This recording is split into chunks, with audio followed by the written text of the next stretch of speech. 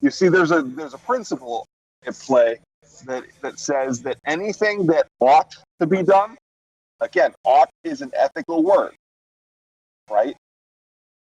Anything that ought to be done can be considered to have been done.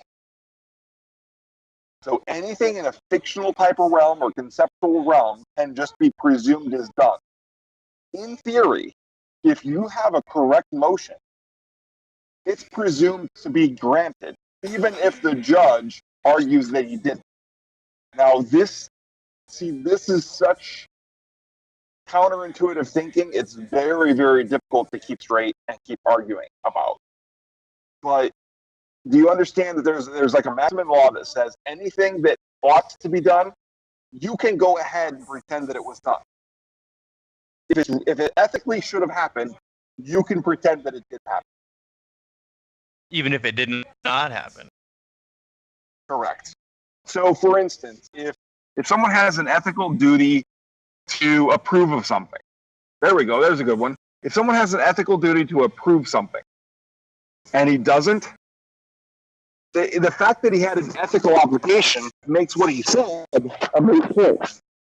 Ethics trumps communication. So anything that should be done can be considered to have been done. So in theory, asking a judge for a ruling on a motion isn't really productive, except that we have all these ceremonies that stand in our way, and we need to try to get them on the page with us. And that is just mind-boggling, ain't it? The idea that a motion that should be granted can't be denied. But it has been denied. Well, that's what he said. Now, here's the thing. It's up to you. If you're the one who's injured by it, you're the one who can choose which way it goes. So much like everything else, they're trying to convince you to abandon what's right. But isn't that crazy? And look it up. Well, that's your interpretation, Gary. Yeah. And the thing is that's all it is anyways, right? That's all any of it is.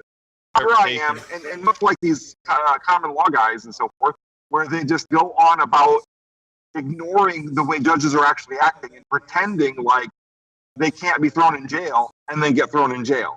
I'm not ignoring reality like that. I'm saying that you have to continue talking about ethics and then talk about the reality that they're imposing on that has nothing to do with ethics, right? And you talk about the growing divide between what ethically should happen and what they're doing. If that's making sense. Well, if everything was done by ethics and everything was done ethical, we wouldn't be in the situation that we are, right? Correct. However, there is a principle that if they convince you to become their bitch and to let them do unethical things, then it's all good again, right? Which is why I believe all these systems are designed. These systems are designed to kind of get things into that mode where, hey, we're going to screw you over. Is that okay? I guess, sir, And then that lessens the need that they have to do to break ethics quite so obviously. Well, once at that time, they have that forced presumption of consent. Wouldn't that be the best way to describe that? Okay. Not really. I mean, yes and no.